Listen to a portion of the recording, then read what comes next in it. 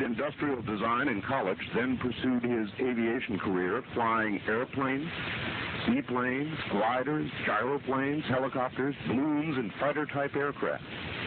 While attending high school in Switzerland, Lear became the youngest American to climb the Matterhorn in Zurich. In 1968, he pylon raced a Douglas B-26 Invader in the Reno Air Races, the largest aircraft ever raced at Reno at the time. At age 28, he was one of the youngest Boeing 707 captains to fly in commercial airline service. A former Nevada State Senate candidate, John is the son of William P. Lear, Sr., designer of the Learjet executive aircraft, the 8-track stereo, and founder of Lear Incorporated, now Lear Siegler Corporation, a large defense contractor. Lear has written extensively about airplanes and other subjects, and was Middle East correspondent for Combat Illustrated between 1975 and 77, while stationed in Beirut, Lebanon, with a cargo airline. Although Lear's father was outspoken in his belief of the existence of extraterrestrial visitors, to the great concern of the Pentagon, by the way, particularly because Lear Sr. was head of a large defense contracting company, John only became interested in the subject himself 7 years ago after talking with an Air Force pilot who was stationed at Bentwaters Air Force Base near London, England, where 3 small aliens were photographed by the Air Force, walking up to Wing Commander General Gordon Williams. Lear's extensive worldwide civilian, military, and intelligence contacts have made it easier for him to penetrate the secrecy surrounding the subject of UFOs. Then, in 1988, John became acquainted with a government scientist who worked at Area S4, part of the super-secret Area 51 at the Nevada test site. The scientist was a member of the most classified government research team then in existence. It was their job to research and try to duplicate the propulsion system of 9 recovered alien aircraft in storage at the Nevada test site. Lear is an amateur astronomer and photographer and has won several awards for his photos taken during his worldwide travels. He owned and campaigned the 12-meter America's Cup boat Soliloquy out of Marina del Rey, California for 2 years. He is vice president of the Generals Ward and Chenault Post No. 1, the Soldier of Fortune Post of the American Legion, and a member of the Special Operations Association. John currently is chief pilot for a cargo airline, flies Boeing 727s throughout the Caribbean and South America. Lear has 4 daughters, lives in Las Vegas with his wife, Marilee, a former actress, and youngest daughter, Jacqueline, 15.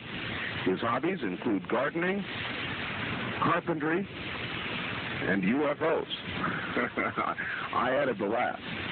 And so away we go without any further introduction, and that just about did it.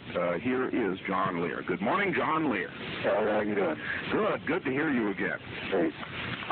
John, there's been an awful lot of stuff going on, and that's mainly why I had you back, besides the general discussion, which we always end up in. There's a whole bunch of stuff I want to ask about. Number one is my sighting.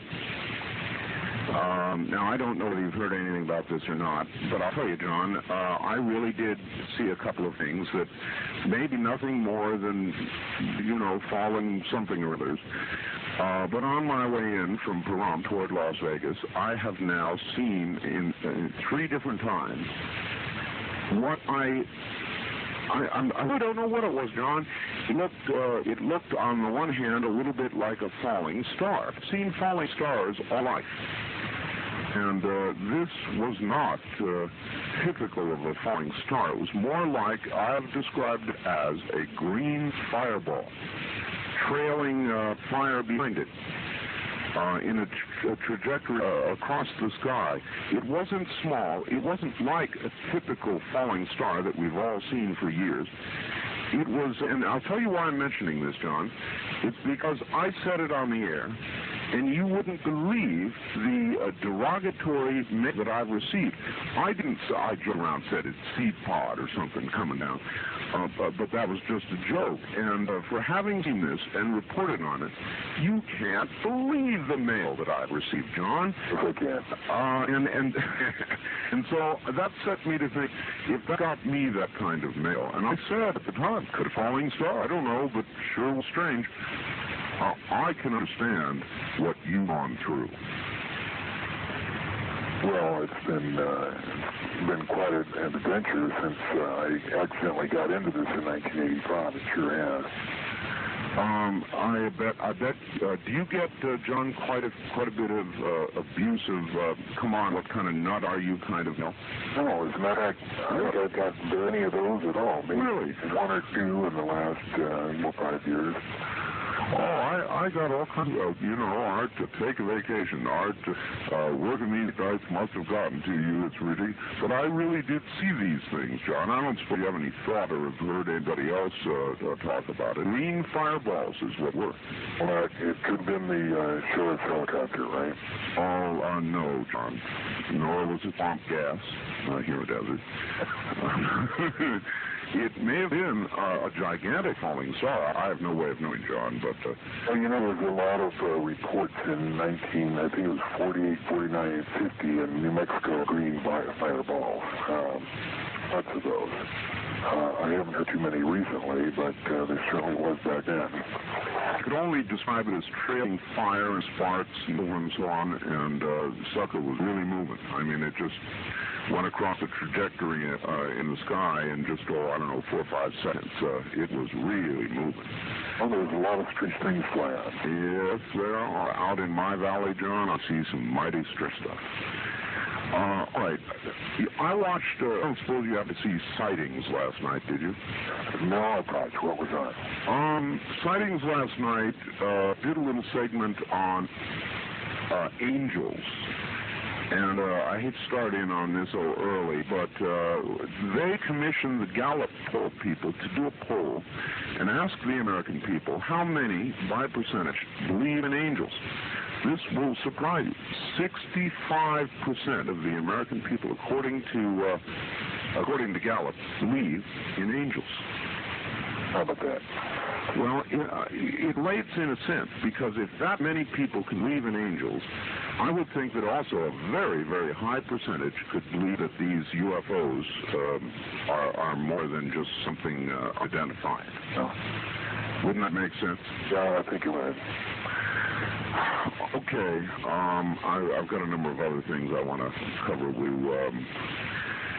The Associated Press, a couple of days ago, John, reported on a very close call for Earth.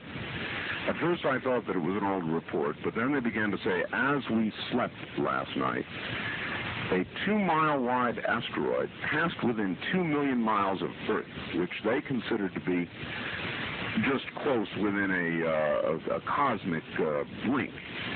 And I note that in all of these, and there have been several instances like this lately, John, they always tell us about it after it has passed. John, can you hold on a sec?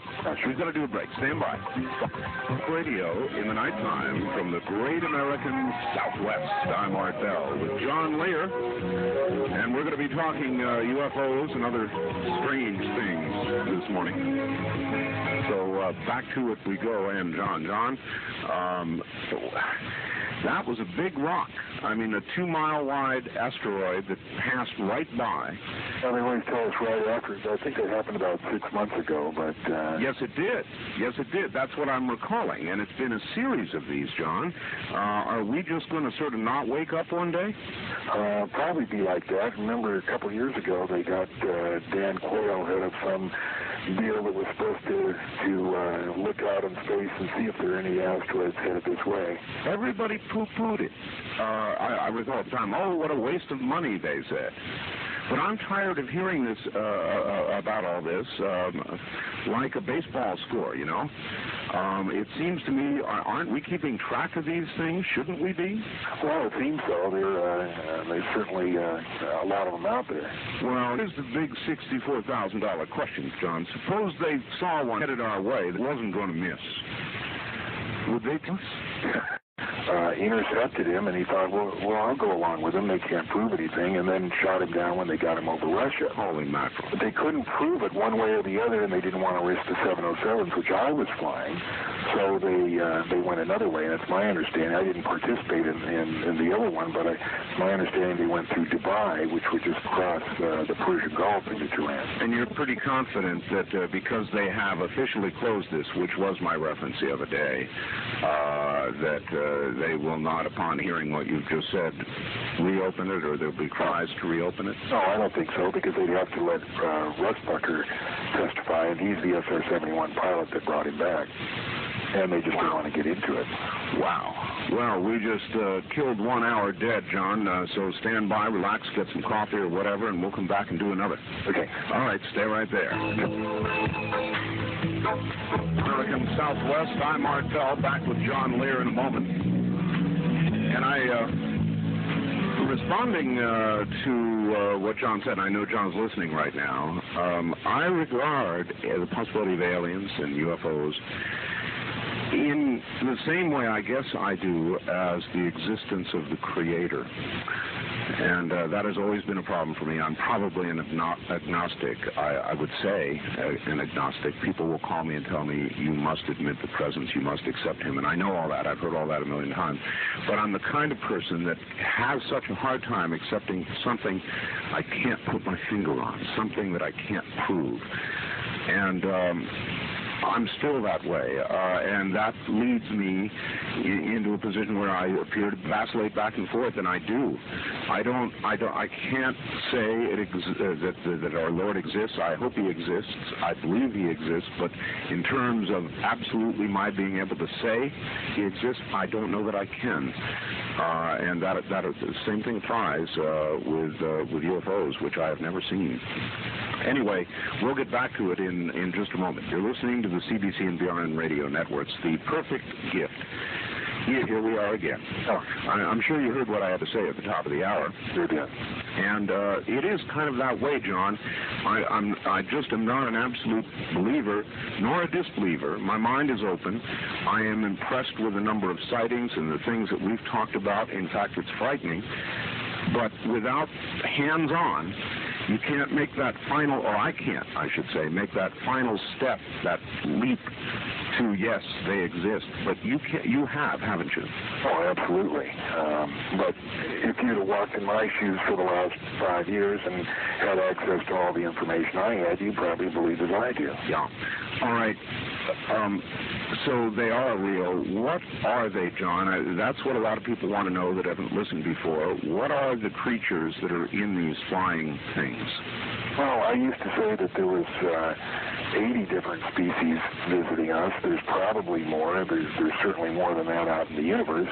And there's all different kinds. There's the little gray people that do the abductions. There's ones that look just like us. And there's also, some awfully weird ones. There's just about any ones that you can imagine. What do they want? Well, supposedly, at least according to the documents that were read by Bob Lazar at the test site, we are an experiment. We were genetically changed, genetically experimented with. They made, I think, 65 separate corrections to make us what we are now, which is containers. They refer to us as containers. What we contain wasn't specified in the documents. You can speculate it might be souls, it might be blood, it might be enzymes, but in any case, the aliens refer to us as containers, and they made these containers. Now, according to the documents he read, they also engineered the world's major religions. And they did that in an effort to organize and pacify They created the miracle so that we would believe in an entity, so we would not go off and rape and murder and pillage and that kind of stuff. We were given the Ten Commandments to live by, mainly so that they could organize and pacify and keep us all going in the same general direction. They are our creators. Supposedly, yeah. Is that one of those things you're certain about, or does that hang in the air more as a theory, John? Well, it's looking more and more correct. Who knows what the truth is? What I want to do, I want to start taking a few calls, John, and we'll kind of hopscotch our way through the night here.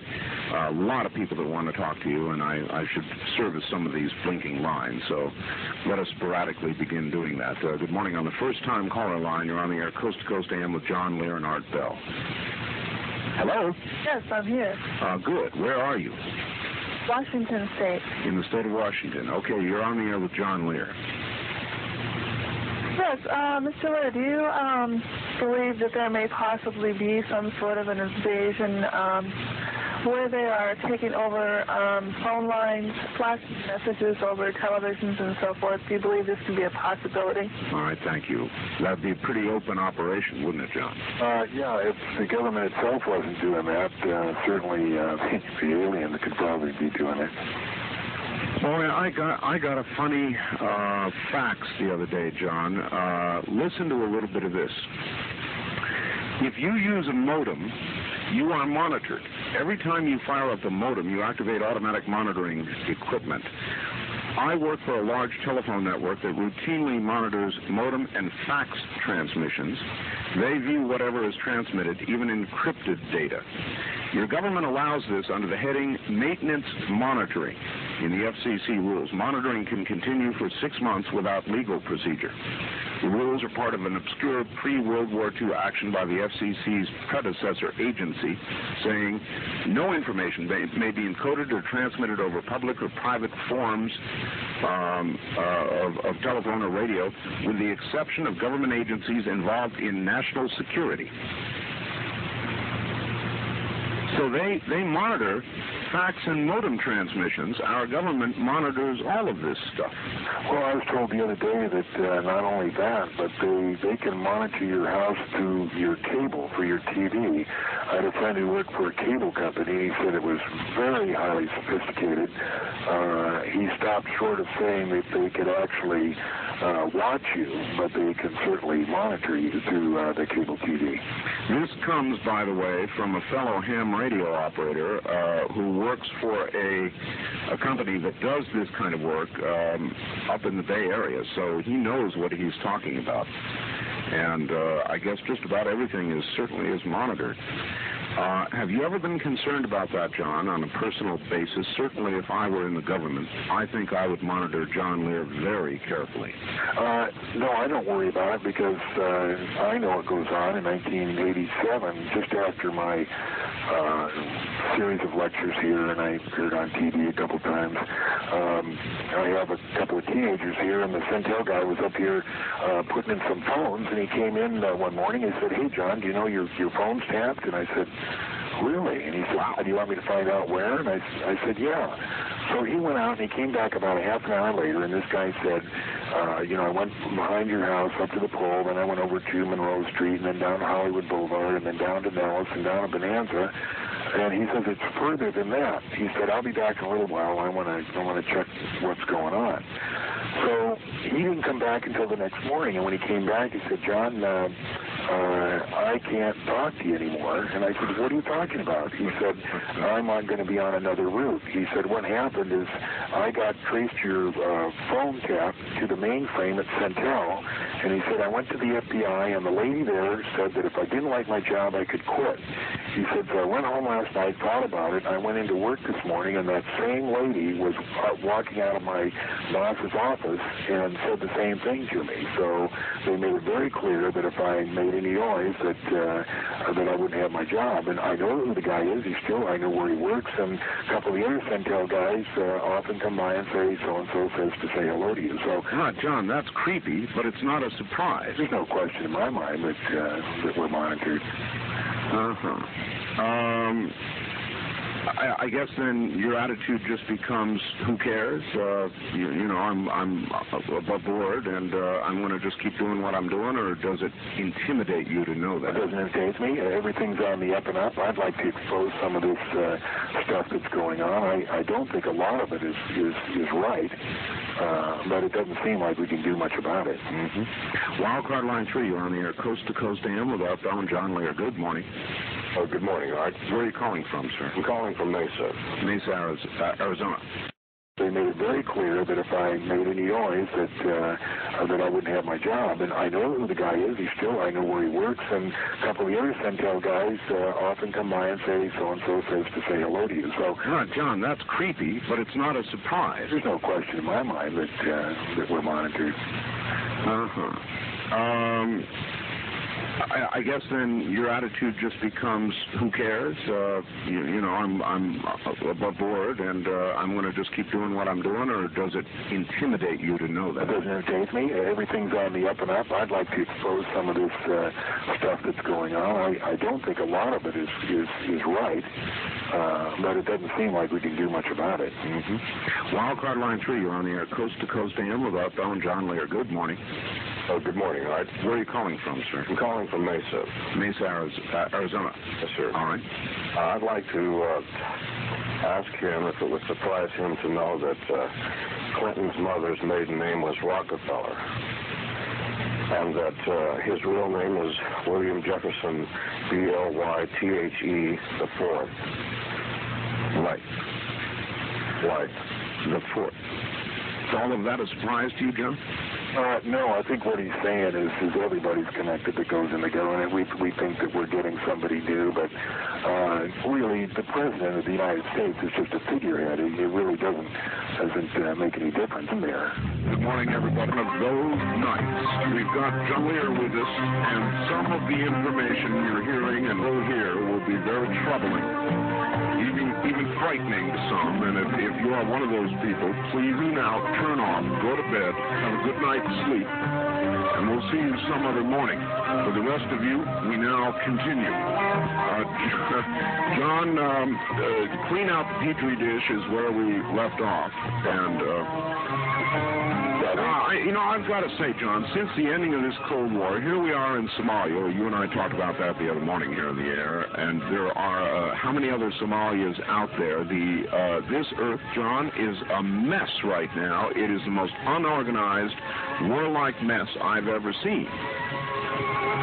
Well, you're right on that. I was just wondering why. It'll all become apparent to us in about 6 months, and I really don't know what the reason is, but there's obviously a method to this madness of going into Somalia. I'm troubled by the whole operation, and I see it as the first step in the grand new world order. John, I wonder if you view it the same way. Well, I don't know about the New World Order, but there are some very strange things going on. By the way, for the guy who wanted Rusbacher's address, you can write to his wife. Her first name is R-A-Y-E-L-A-N, Ray Ellen Rusbacher, R-U-S-S-B-A-C-H-E-R, and it's Post Office Box 3078, Carmel, California. And the zip is 93921. And she's trying to help get him out. But back to Somalia, it certainly is a strange area. I was back there in 1977 during an armed airlift there when we went in after the Somalis kicked the Russians out. And we wanted that Berbera, that Deepwater port on the Red Sea. Right.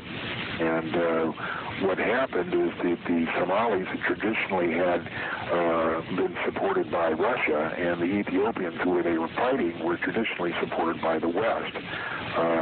But they didn't have any ammunition, but they had the guns. So since they changed different sides, we had to get the Russian, or what they call East Bloc ammunition to the Somalis. So I was in an airlift that left from Hungary through Saudi Arabia down there. It went on for months, I think 3 or 4 months, taking ammunition down there so that they could fight the war. We took East Bloc ammunition? Yeah. No, it was coordinated right at the very top of the State Department. we had to get them ammunition somehow, so there was kind of a high-level trade going on. And I don't know where the West Block ammunition, I think it came out of Vietnam. This was in 1977, so there was a lot left over from there. Sure is incestuous, isn't it, this arms thing?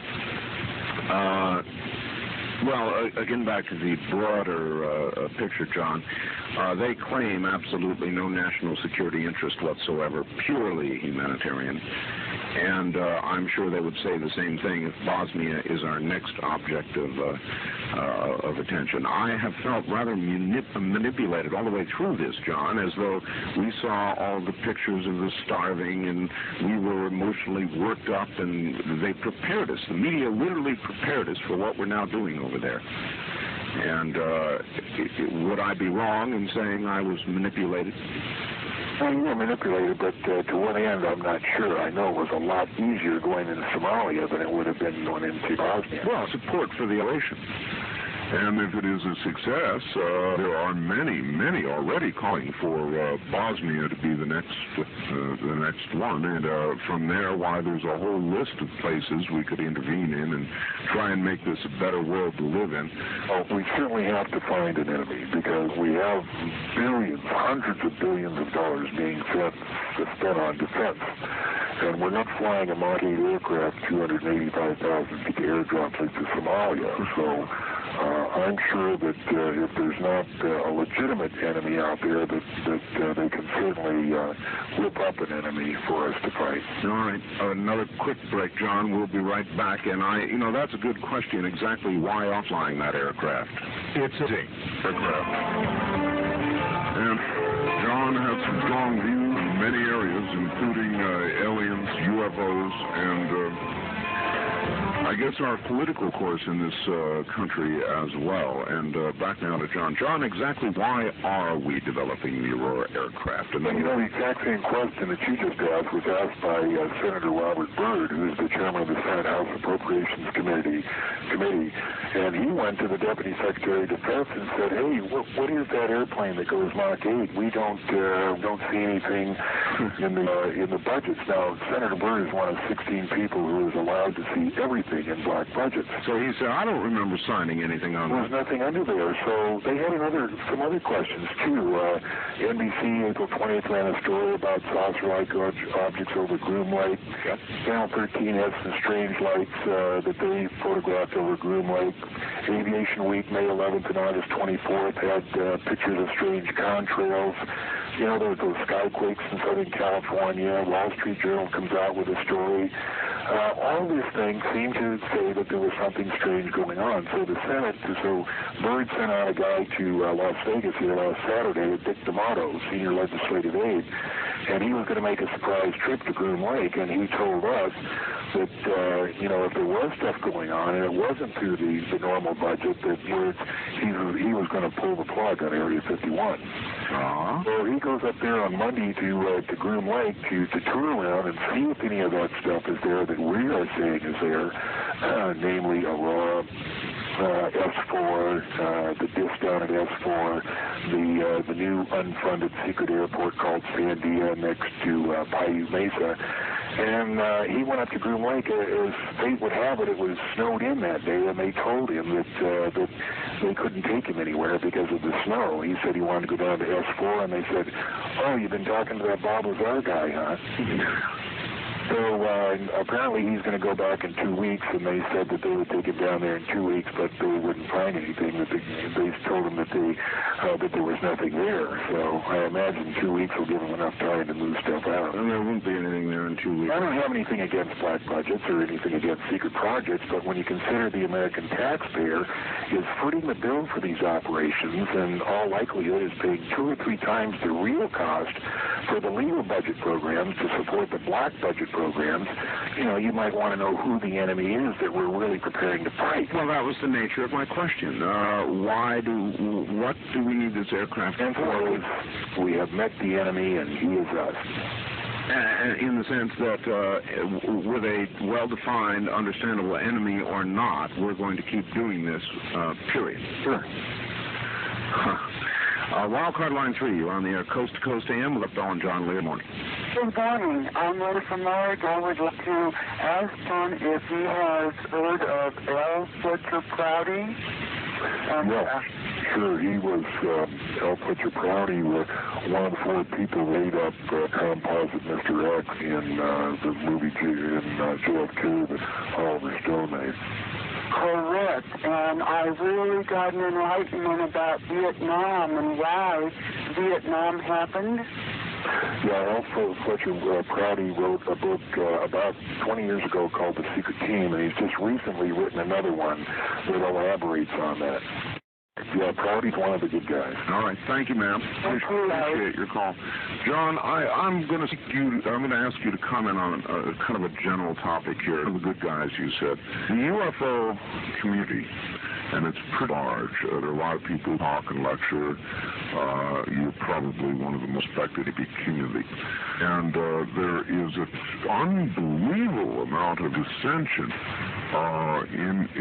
among UFOologists. Why? What's going on here? Why is there so much dissension? Is it why? Not the other day, they had gone to their first UFO conference. Everybody would be more or less generally alien, but it's not the case. There is a lot of different views as to grind.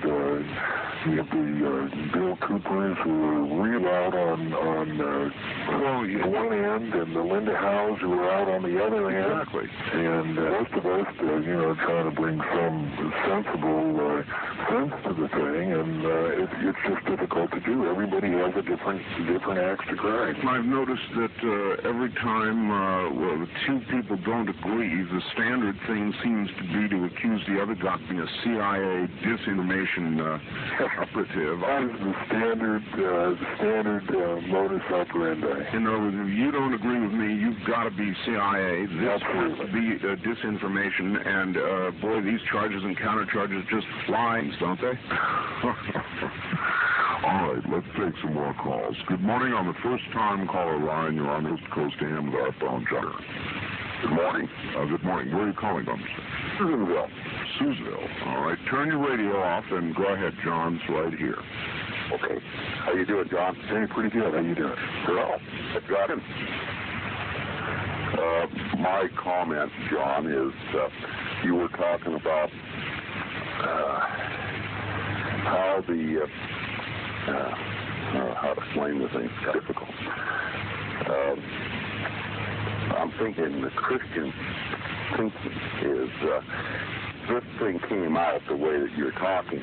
All the Christians, or a good percentage of the Christians, would probably have a second thought about Christ. And that is the reason that the government is kind of holding this back. Is that the way you're trying to explain it? Well, that's correct. But when you say all the Christians, you think you're talking about a lot of people. Remember, there's 6 billion people on this planet, and 5 billion of them aren't waiting for Jesus to come back. Yeah. Well, how about the idea of maybe Satan, who is supposed to be running this world prior to Jesus returning, drumming up this infatuation? Well, is that Satan? Well, there's Jesus Christ. You're looking on both aspects, and the way the Bible reads, I think, is that Satan is supposed to be running this world until Christ returns, and maybe this is the big play that Satan is playing. Well, that could be, as Art knows, I try to stay out of the religious aspect of this because it's just, I stick to nuts and bolts, if you want to talk about gravity amplifiers and antibody reactors, that's what I like to talk about, but I kind of clear the religious aspects. Well, I'm open-minded myself. I believe in Jesus Christ, but I still am open-minded to these UFOs and what have you. But I'll stand by here and listen a little bit more of this program or watch it on television if I'm doing through the satellite. So I appreciate the call. All right, sir. We appreciate your call. Thank you very much. It is inevitable that people want to mix the religious aspect into it somehow, and there really is. It's just that when we down to talk about it, it really gets a lot of people angry, which is exactly why the government won't release all this information, isn't it? Exactly. It's tough to talk about it. A lot of people have grown up with that belief, and they really believe it, and it just could cause a lot of problems. So you can see their point of view of not opening the door in the first place. Well, you are correct that 5 billion people are not waiting for Christ to return. Of that billion, quite a significant number of them are here in this country, and it would disturb them greatly. Right. All right. Let's take one more quick break here, John. Stand by a sec. You're listening to John Lear on the CBC and BRN radio network. And again, I say, if this is all going to disturb you, then turn it off. Don't keep listening to see how disturbed you can really get. The human form that was on the Earth at that time, and that's what the 64 collections were made from. They didn't create them from the beginning. Then our ancestors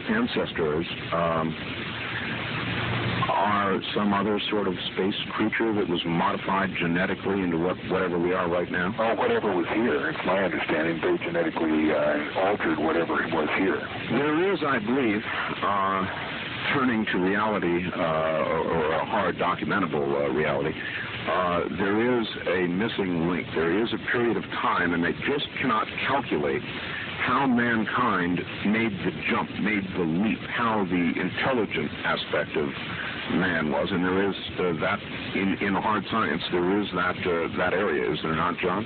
Yeah, it's tough to believe when you figure out what the odds are. Either there's two general beliefs that we evolved from matter that fell out of a comet and landed in the sea, and then you started off with a slime, and then something crawled up on the beach, and we eventually evolved from there. I mean, so there's only that we know of in 18 billion years. The greatest odds that you can think of wouldn't have permitted man to have genetically come from that kind of a sequence of events. The other is that the man was made out of clay. So you can pick those, or as Gene Huff says, you can be an externalist and believe that we were modified by an external factor. All right, this brings me to something else then, John. All of these abductions, these cattle mutilations, it kind of gives credibility to what you've said, because if we are, in effect, an experiment, surely those conducting the experiment would, from time to time, need information to continue the experiment or decide not to, heaven help us. And so then would that be the reason for the abductions? Inevitably, they talk about medical exams. They were examined medically, John. Right. That might be the very reason for these abductions. All of the abductions are kind of a medical exam. They put something here and put something there. Sometimes it's painful, sometimes it's not. But that would, they're checking to see how their experiment is going and whether it's time to clean out the petri dish or not. All right, Wildcard Line 3, you're on the air, Coast to Coast AM with John Lear and Art Bell. Hi. Good morning. John, yes. I'm not being personally argumentative. It's just that I have a set of ideas, too, and I kind of think it's challenging to think this way because we all want answers. But how would you explain near-death experience? And that would be my first question. Secondly, you say not to turn it into religion. I've never been religious per se, like I don't go to church and I don't believe in that. But I have a very strong sense of a God figure for many other reasons. And having been an atheist when I was young, read a lot of books by people who gave me better answers than a Bible as far as factually, could man create God or God create man? And I'm a real strong believer, okay, yeah. in a beginning and a creator. I would say that as far as they go, I don't say they're not real. I've never explained, even on our Bell show, my experience with it. All right. There has been some. All right, we're going to have to hold it there. Listen on the radio, we'll get you an answer. It is an interesting area, John, this business of near-death or death experiences, the bright light, the whole bit. So many have had it, John. Any thoughts on the matter? It's my personal opinion that the soul goes on forever and ever, and that when you depart this body, there is a short time when you can see down and see what's going on before you go to wherever it is we go. Now, reincarnation was something that Jesus taught, but at the first meeting of Nicaea, I think, which was in 325 AD, and then there was also a meeting in Constantinople about in 1200 AD. They modified what we call the King James Version of the Bible, and they took a lot. As a matter of fact, they really took about 95% of what Jesus taught out of there. One of the things they took out was you can see down and see what's going on before you go to wherever it is we go. Now, reincarnation was something that Jesus taught, but at the first meeting of Nicaea, I think, which was in 325 AD, and then there was also a meeting in Constantinople about in 1200 AD, they modified what we call the King James Version of the Bible, and they took a lot. As a matter of fact, they really took about 95% of what Jesus taught out of there. One of the things they took out was the idea of reincarnation. I do personally believe in that, and I believe the soul goes on and on and on. So that's the answer, or what I think the answer is to the near-death experiences. Okay, this is going to get into the area that I was afraid of, but I can't resist. Containers, vessels, that's what we are. Possibly containers or vessels for the human soul that we're now talking about. Possibly in experiments with the soul. What, John, pure speculation, do you suppose our creators, our alien scientists that have created us, what use would they have for the human soul? Oh, I don't know. Apparently, there's a lot of interest by one species, the greys, in emotions. And they take a lot of time to apparently talk to the abductees about emotions. I've heard of experiments they do with people to create emotions. For instance, there was a case down in Florida where a guy was abducted and he was put in a long curving corridor with two children. And down one end, as bizarre as this may sound, here comes a fire-breathing dragon. So he turns around, runs the other way, and there's a door. He goes into the door, and there's a barrel. And his decision was, does he put one kid in each barrel and let the dragon eat him, or does he get in one barrel himself and try and put the other two in there, or what? And this was one of the experiments, I don't remember how it came out, but this is one of the experiments they do in trying to either understand or experiment with emotion. So then you might conclude that emotions, anger, jealousy, all the strong ones, have some value to them. Possibly, yeah. Or they are themselves some sort of energy that can be used in some way? Well, apparently, at least according to the abductees, the Greys don't understand it. They don't have emotions themselves, at least like we do, and they're trying to understand the emotions as we feel them. Wow. Well, we're plotting a lot of new territory this morning. It's very, very interesting. Let's pick up another call quickly. Wildcard line 3, you're on the air, Coast to Coast AM with John Lear and Art Bell. Hi. Well, thank you, Art. I have two quick questions, and I'll listen to them off the air. Number one, these are people that have been abducted by aliens and been experimented on. Have they ever suffered ill effects when they get back to Earth from the medical experiences? Second question, has John Lear ever known many Navy aviators, and has he ever had a desire, or has he ever landed on an aircraft carrier? And I'll hang up and listen. You all right? John? The first one was about abductees, and what was the question? the incendial effect. First of all, I don't think they leave Earth. Some of them go maybe a short ways out, but most of them have been relatively close here. Yes, they do suffer ill effects. Some of them are quite traumatized by the experience.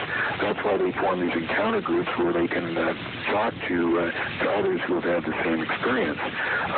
But Hawkins is quite active in those type of groups where they try to help people who have been traumatized by this. Oh, right, John. Did you see the one on the sightings? The fellow had the returning red marks on his belly? No, but I've heard about that case, or one similar to it. Yeah, let's talk a little bit about that. I've got a break coming up, so stand by, John. We'll do that in just a minute. Naval aviator's question, because I want to answer that. All right. We're listening to the CBC and BRM networks. I'm Mark Bell with John Lear. And we're going to continue through the night with some pretty strange stuff. If you're frightened by all this sort of thing, turn your radio off. Don't expose yourself to something that could be harmful to you personally. For the rest of you with strong constitutions, let's continue. Good morning again, John. Let's cover what we were going to. We'll get to the naval aviators. Okay. But the lasting effects, and I was telling you about the fellow with the returning red marks that I think was on sightings, a very convincing case. How many people have physical effects that endure? Well, I don't know. What you mean percentage-wise? Well, I mean, how many have you ever heard of? You've looked into so many of these cases, you'd know more. Lots. They all have that little scoop that's taken out. As far as physical things, a little scoop of skin that's taken out, and they have a mark on their ankle or their leg or their arm or something. They're told that they're just taking genetic materials back to wherever they come from. Interestingly, our own government has recently announced that it has begun a program of gathering, first on the military and then probably others, blood samples for genetic recording. Yeah. Aware of that, were you? Yes, I was. Naval aviators, have you ever landed on an aircraft carrier? First of all, you asked if I ever knew any, and I said, my answer is yes. I was taught by a naval aviator how to fly. He was a transport pilot. His name was Hal Herman. He used to live in Montague, California. I don't know whether he's still there or not. But I've known a lot of Navy pilots. Have I landed on a carrier? No. But to me, that would be the most exciting experience to land on a carrier with 100 125 visibility on a pitching deck at night. That would be the epitome of airmanship. And I know that there's a lot of guys that have done it. Would you endeavor to do it if you had the chance? Well, I certainly need a lot more training than I have now, but that really takes airmanship, is to land those jets on the pitching deck at night in extremely low visibility. Now, John, I'm told that what you have just described is one of the most terrifying things any pilot can ever do. Oh, you can imagine, because, they don't have all that much fuel. It's not like they can say, well, if I miss, I'll just go back to shore. Sometimes they're quite a ways from shore, Yeah, exactly. That's their only chance. All right, very quickly, we're short on time this hour. Wildcard line 3, you're on the air, coast to coast AM with Art Bell and John Lear. Not a lot of time. Go ahead. Right, this is San Diego, KSTO. Yes, sir. Yeah, Mr. Lear? Yes. About the antimatter reactor? Yes. No, I bought the Bob Lazar video, and the last part he goes, he is taken in by the thermoelectric generator. Yes. So that means that the gravitational system is electricity. No. Is that what they use to... The thermoelectric generator is separate. That's what provides the positive volt for the operation of the ship. What the tape didn't describe, and what the next one will describe, is how the gravity wave works. And basically, the gravity B wave forms like an electrostatic charge on the top of the antimatter reactor, and it's channeled and amplified through the wave guides down to the gravity amplifiers, and that's what's used to take pull the space towards you. All right, caller, we're out of time this hour, so I've got to scoot. Right. I guess there'll be yet another tape that will explain all this. John, we've got a break for just a few minutes for the news, and we'll be right back. Okay. Stay right there. All right, how you doing? You up for a few phone calls? Oh, you bet. All right. Good morning. On the first-time caller line, you're on the air Coast to Coast AM with Art Bell and John Lear. Hi, I have two quick questions for Mr. Lear. Number one, a little while ago you said we might start seeing something in about 6 months. And second of all, when is your next speaking engagement? All right. You want to take that on the air or right here? What was that? What did I say about 6 months? We'll go ahead and have him take it on the air. He said that at one time you had stated you thought that perhaps something would become apparent to the American people in about 6 months, or something would start happening. Like a German interviewer told me the other day, I'm a great researcher, but a terrible prophet. You were interviewed by the German press, is that correct? Yeah. There was a guy in here, and a very interesting guy. As far as my next speaking engagement, I only give about 2 a year, and I don't have one planned. 2 a year, and I don't have one planned. All right. I want to take a few local calls here, John. Let's see, line 1, you're on the air Coast to Coast AM with John Lear and Art Bell. Good morning. Hi, I live here in Las Vegas. Right. And one morning at 9 o'clock, my son and I were going out to take the trash out, and over a junior high school on the western side of town, we saw an object that was somewhat triangular and hovering, and it hovered for 39 minutes. It changed its attitude a number of times. It shined bright lights on us, and it changed its color a couple of times. It went up, it went down, it went diagonal, back again. We watched it for a long time. I had 2 radio towers, 2 airplane towers I had 2 phone lines in the house. And these fellows said, I wish I could see it. They wanted to see it. They couldn't, and I could see North Las Vegas Tower from my home. I told this story to a couple of people, 2 of which were in the Air Force, and they both cautioned me never to tell the story to anyone again. What was the date of that? That was about 4 years ago. And what size was it approximately? Twice as big as the step. Yeah. It went from silver to white. It changed color. My portable phone went dead, and I ended up on the regular phone. It wasn't scary. It was fascinating. Yeah, a lot of that happens around the Las Vegas area, and they can fix it so that only the one that they want to see can see it. And you can even be in a crowd, and the rest of the people won't see it. And you're saying, well, what do you mean you can't see it? It's right there. I don't like that. I don't like that. I don't like that either. And let's ask about that. Thank you, ma'am. Thank you. John, any explanation for the kind of technology that... I don't know how they do that. Some sort of hypnosis, mass hypnosis, or, who I guess could guess. Anyway, you don't know. Okay. Good morning. First-time caller line. You're on the air with Art Bell and John Lear in Las Vegas. Yeah, I'd like to ask John Lear if he's familiar with Zechariah Sitchin, any of his writings regarding the Sumerian tablets. Yeah, I've read most of his books, and he's got some real good ideas. He's probably onto a lot of good things there. And I just wondered how your research has, if it ties in with any of his things or not.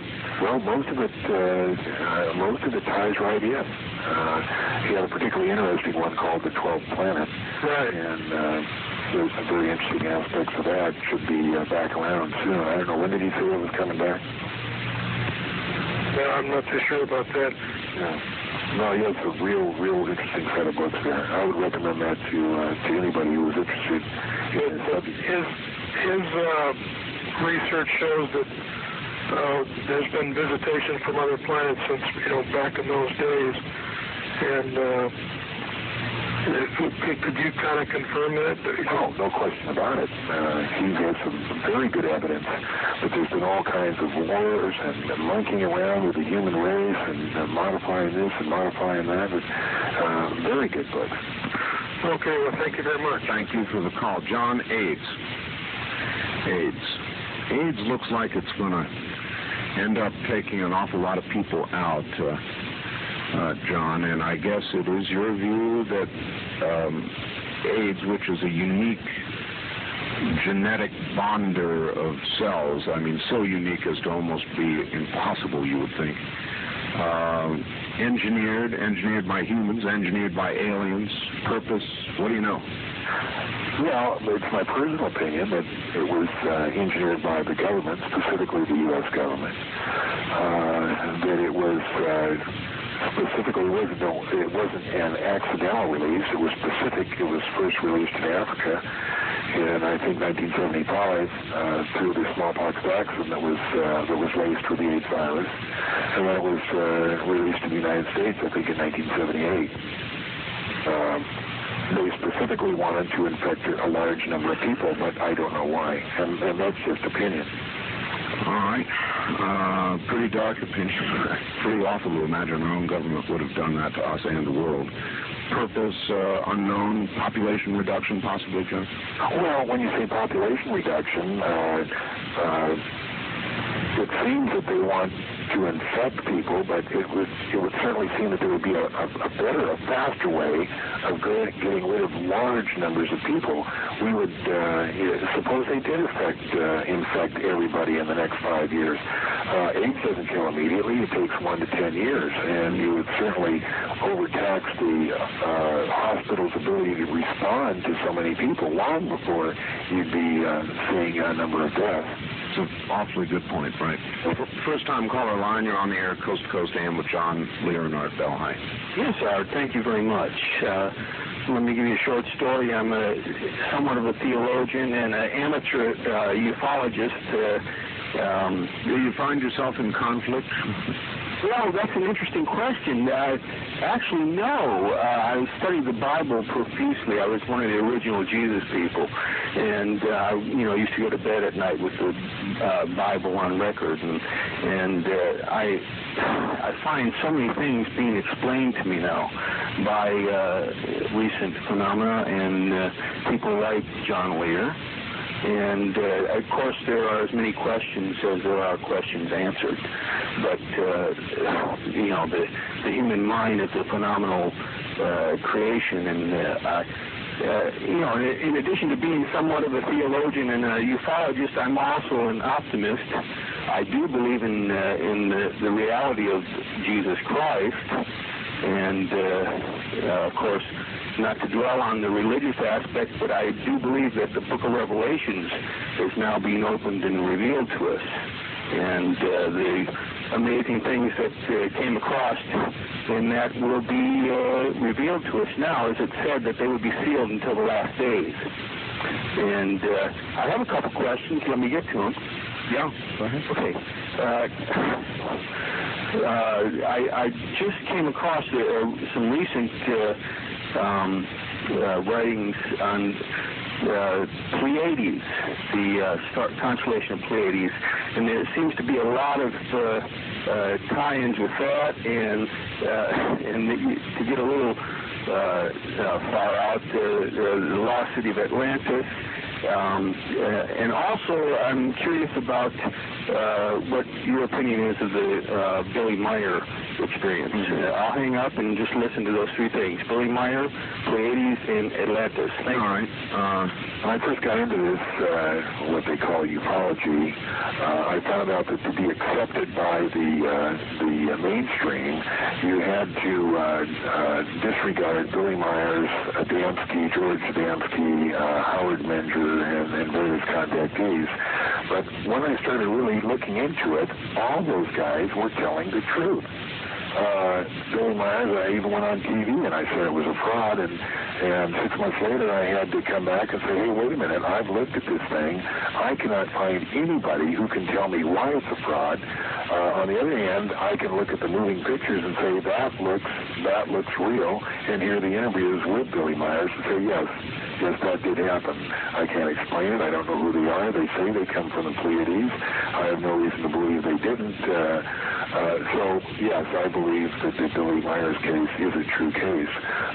And that would probably answer your question of the Pleiades. They certainly fit into this question. How? I don't know exactly. And then the third question was, trying to think. Art, do you remember? Now I don't. Well, Billy Meyer was, I believe, the third question. Billy Meyer and the Pleiades and something else. I forgot. Well, okay. Now I have two. I know Billy Meyer was the third question. I tried to hold on to that, figuring you'd tackle them in order. All right. I want to ask my audience something, John. I'd like to give some of the people you talked about at the beginning of the program who have seen these craft, including Bob Lazar, an opportunity to call in. So I'm asking everybody on the first-time caller line to please hold your calls. Please hold your calls, and if Bob Lazar or any of the other people that John spoke about are out there, please try to call us at area code 702-385-7213, 7213. How does that sound, John? That sounds great. You know, Bob has taken so much flack from the public that, he's real gun-shy, so I'm not sure whether he'll call in, but it would sure be nice. Well, perhaps not, but it's a legitimate discussion we're having, and I would hope he would decide to do so. Gee, Bob, back to the time thing for a second now, if we might. You're saying, it would be possible. Well, it's not only possible, it happens quite often. I mean, this sounds really far out, but it's known scientific fact that the closer you are to a strong gravity force, the slower time moves. Time, gravity, and space are all intertwined like that. In fact, there was a famous experiment that was done. Two synchronized atomic clocks were placed side by side. They were at the same time, and one was put at sea level, the other was put up at either in a plane or a high mountaintop. I don't recall which. And when they were brought back together, they both were at different times. That was because of the change in gravity. One was further over to that area near the event horizon, or somehow was able to survive it, spent a second there. You could come back to Earth and 1 billion years could have elapsed. You know, the time reference is completely changed. So the whole key is distorting gravity, creating a strong gravitational field, which, in fact, is how these crafts they have at F4 are powered. And they bend or jump through bends in space or create bends in space. How would you explain that, Bob? Well, they essentially create them. They're using a device to artificially create gravity. This device, in turn, part of its nature, gravity distorts time and space. It bends space. It bends time. And this is how they travel. The discussion I got into, John, was, well, gee, is it possible to build something like that? Well, yeah, if you did have an antimatter reactor, a gravity amplifier, and somehow could contain the field so it wouldn't crush the occupant. And yeah, I guess I know where there's a gravity amplifier, just not too many miles from here, huh? Right, getting it's the problem. So if you could put your hands on something like that, that might be then one practical application of the alien technology. Well, is it that practical, though? Well, that's a good question. Something like that, and could turn it on, sit in a chair, and there's really, I don't see any way of going back, but theoretically there should be. I did ask John this, and let me try it on you. He couldn't answer it, said I ought to ask you. If you could, first of all, could a biological entity pass through a black hole without being disrupted or something? And if so, what would be on the other side, Bob? I don't know, and I don't believe anyone does know. There just isn't enough information about black holes to come up with that answer. As a guess, you look at it from a physical standpoint, the gravitational tidal forces entering the black hole should absolutely obliterate anything that even comes near it. But, stranger things have happened, and maybe not. So really, who knows? How much technology are you missing, aside from the gravity amplifier, the ability to make a time machine, or in fact something that would cause you to travel through time? Are we missing a lot of other technology, or given the gravity amp, could you go from there? Well, you really don't even have to do that. Another way is, just accelerating close to the speed of light slows time also. That doesn't take any technology, so it's probably not the safest thing to do. What would theoretically occur to somebody who either came to... Is it possible, Bob, to exceed the speed of light in the physical universe without bending, warping space to do it? No, it's not. No, it's not. As you got near the speed of light, what would occur in all likelihood to a biological entity? All kinds of things. First of all, it's not... It would... because of several things that occur, one of them being is mass increase. As you approach the speed of light, you begin to increase in mass, and therefore it requires more energy to propel you further, or faster rather. You kind of get stuck in a little loop there. So then great distances really are never going to be traveled that way? No, they can't be.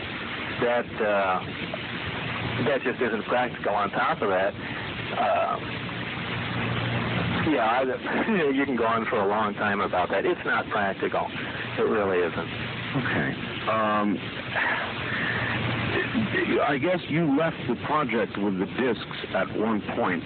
You do our audience a great favor by describing in as much detail as you're able to what it is you saw and worked on, Bob. I worked on one particular craft that I called the sport model because of its very sleek appearance. Specifically, like I mentioned before, there was a small reactor that was removed from the craft, and we essentially back-engineered it. What we needed to do was find out not only how it worked, but also very important to the project was to see if this technology could be duplicated. One of the main problems in any kind of aircraft is power, and with a tremendous amount of power, you can basically do anything. And here's a reactor that operates, many times more efficiently than a fission reactor, or more efficiently than a fusion reactor, which we haven't even developed yet,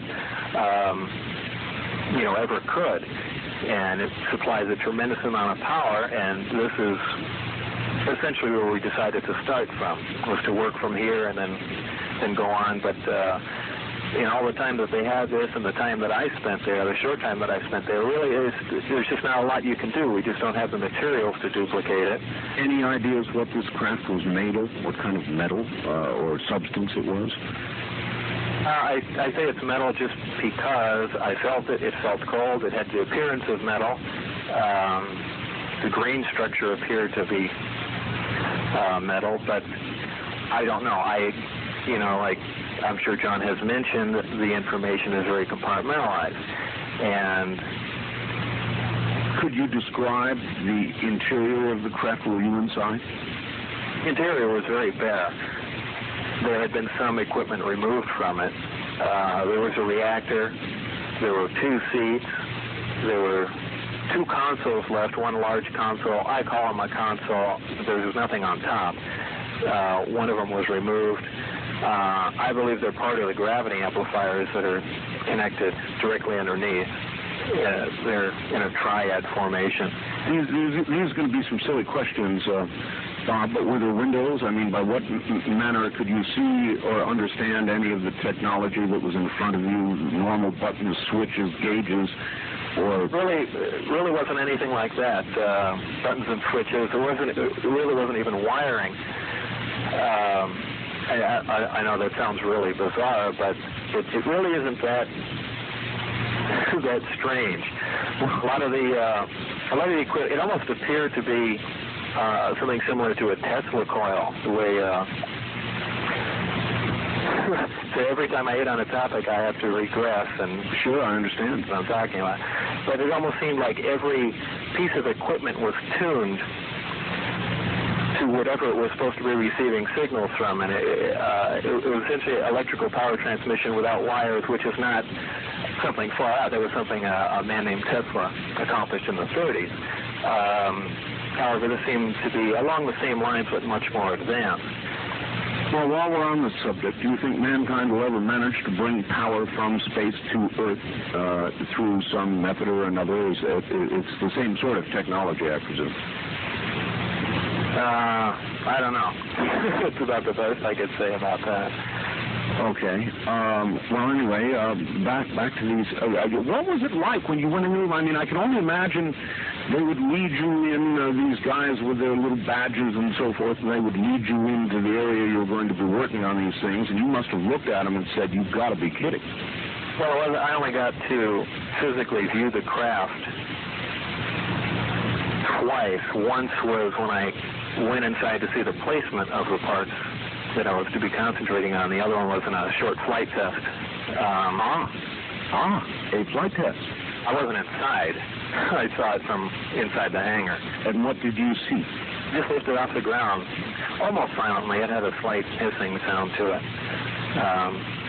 then drifted. It was quite amazing. I mean, I speak of it nonchalantly right now, but it's, there again, this was several years ago. Wow. Again, back for a second to magnetism, large magnetic fields have indeed done strange things. Do you recall anything of the story, the Philadelphia experiment? I've heard a lot about it. And I want to run things. This is an unusual opportunity, Bob, so I want to run something by you. I had a friend, somebody I regarded as truly honest and extremely credible, and he told me about an experiment that he saw participated in Arizona, in which a very extremely large electromagnetic field was created. And he claims that he saw something disappear. I mean, flat, completely poof, disappear when exposed to this field. Is such a thing possible? Well, it's kind of a loaded question. Is it possible for something to disappear when exposed to a large electromagnetic field? Yes. Do I think that happened during the Philadelphia experiment? No. Do I think that mankind right now is capable of doing that? No. There isn't sufficient power generated in the entire output of the planet at this time to create a field of that distortion. Wow. Would the power plants inside these disks be capable of that kind of generation? Yes. What was the fuel of these craft, Bob? There had to be some sort of fuel, energy burned, expended, used, right? Yeah, the fuel was, well, let me digress for a moment here, that there are three types of nuclear reactions. One's the fission reaction, which everyone's familiar with. That's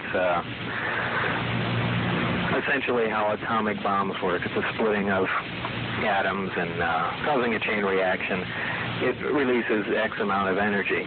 Another more efficient reaction is a fusion reaction, which releases a little more energy. Both of these, for instance, when put in bombs, or the thermonuclear, the hydrogen bomb, or the fission bomb, an atomic bomb, they use about 9/10 of 1% of that fuel gets converted into the actual explosive energy. Now, if you really think about that, when you're dealing with a plutonium bomb, for instance, you're dealing with, somewhere on the order of about 8 pounds of plutonium, which is about the size, it's a little bigger than a golf ball. Now, 8/10 of 1% of that makes that giant explosion that you see. All the other material is wasted. That's how efficient that explosion is. Mm-hmm. Now, an annihilation reaction, which is a conversion, the direct conversion of matter to energy, is 100% efficient all the time. And you can see if that were put into a bomb. I made a tape explaining this, so I didn't have to. So you didn't have to explain it all the time to people like me. Right. I didn't get stuck on the radio. All right, as long as we're in the categories of fusion, I want to ask one more question in that category, and it has to do with cold fusion. A number of people, even some very recent claims of the creation of cold fusion. is it going to be possible, Bob, do you think, eventually to have a cold fusion process? Absolutely not. No. Absolutely not. I'll make a bet on it right now. Absolutely not. So what was it that these a lot of power source? What was it that these scientists came up with that caused the bubbling and the heating and the apparent creation of energy? Any idea what it was? I'm sticking with Los Alamos' explanation. It was essentially an electrochemical reaction that took place. Did fusion occur? No. There was far too many experiments done that supposedly duplicate experiments, and these yielded no results at all. And the physics behind it don't make any sense either. All right, again, going back to the discs, the fuel they use apparently is element something or another that goes beyond our table of elements. Is that correct? Yeah, it's element 115. It's not an absolute definite, but that's what it appears to be. Element 115. 114. Chances are it's 115. And interestingly enough, it's a stable element, and those familiar with the way the periodic table works, the way elements go, as they get higher and higher on the periodic chart, they become less and less stable and begin to decay. But this is a stable element. And again, this isn't something that's a total surprise. I mean, we've known all the way since the 50s and probably the 60s, that somewhere there's a magic combination of protons and neutrons that, again, somewhere in the higher elements will make a stable element. And apparently that does happen up at that level. Have you had your hands on any 115, Bob? I have had my hands very close to it. Is there any 115 that exists outside of S4 now? You don't have to answer all of these, Bob. Who knows? That's not going to answer. Let me, since I've got the two of you on the line, what would you say is your greatest area of agreement, the two of you? Well, we live in Las Vegas. Well, that makes the next one then very easy. Are you going to say that I'm nuts? No, I'm just kidding around. John has I essentially have cut off whatever I haven't had contact with. So there can be talks of reptilian-like aliens or abductions and things like that. And I know there's lots of evidence that people were abducted, and I did see the thing on Fox the other day with a guy that got burns on him, and that's all interesting, but right. It's something strange that happens to you once you've been actually involved with something. You kind of put blinders on to the rest of the world, and now you only want to deal with something that you physically had hands-on experience with. Oh, very much like what I said earlier, and you've had hands on one of these discs. Have you ever seen... Now I'm kind of taking the attitude some people take towards me, but I'm not doing it on purpose. If I actually get abducted, then I'll start believing that. And that's... But I'm sure that way, but that's just the way I think. Well, yeah, but Bob, why, having had your hands on a disc, are you not easily able to make the leap to the grays or the blacks or any of the other 80 supposed varieties of aliens in terms of accepting their existence? Well, I'm sure there are other civilizations all over the place. I don't know. I haven't seen evidence of other civilizations, I guess. Are you absolutely convinced that those discs and that technology did not come from or originate here on Earth? Oh, beyond a shadow of a doubt. Well, unless they were robots, somebody brought them here then. Oh, certainly. Some form of other creature had to have brought them here. There's no doubt about that. I just don't know if there are 100 different civilizations visiting Earth. I don't know if 100 other civilizations could find it. It's possible. I just shy away from that. All right, this sounds then like an area of disagreement between the two of you. I really can't take a stance on it because I don't know. This is just a personal feeling. You sort of are cautious, though, in commenting in that area. Sure. What would you two say is the biggest disagreement you have regarding all of this? Would that be it, or is there some other area? I don't know. You'd have to ask John. How about it, John? I don't think we have, I can't think of a real disagreement.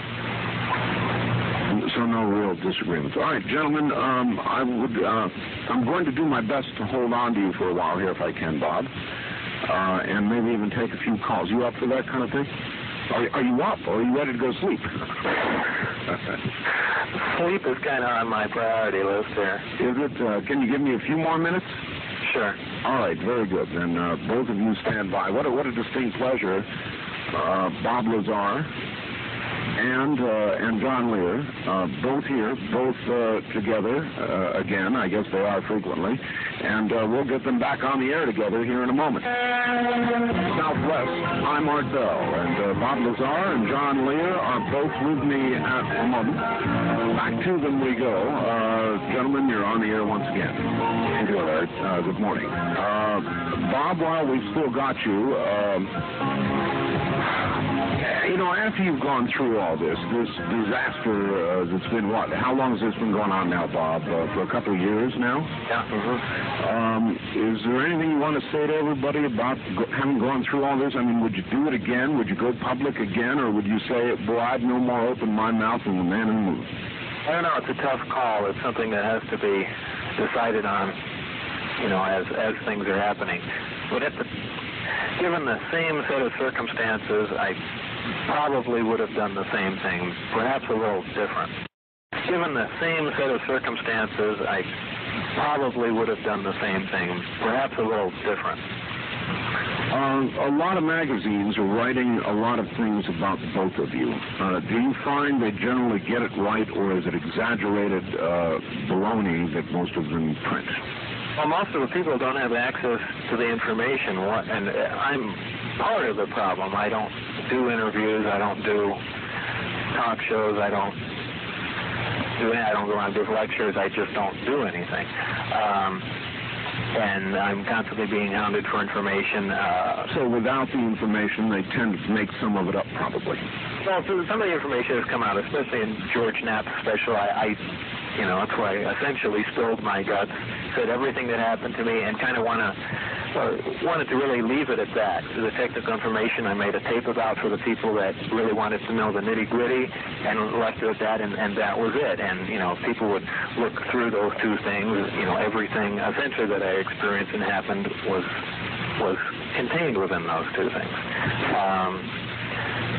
But, you know, inevitably things get screwed up, and a lot of hearsay, and there's an awful 99.9% of the UFO community is crazy. These people are just absolutely out of their minds, and I really want to have nothing to do with them. And they're tied in with, I mean, all kinds of strange factions of groups, and it's really impossible to weed out any real information coming from most of these sources, these magazines, and even the larger groups. So I really have to stay away from it. And that gets people upset and thinks I'm trying to, you know, hide things from them, and I'm called government agents and stuff like that. And it's, you know, the list is never ending.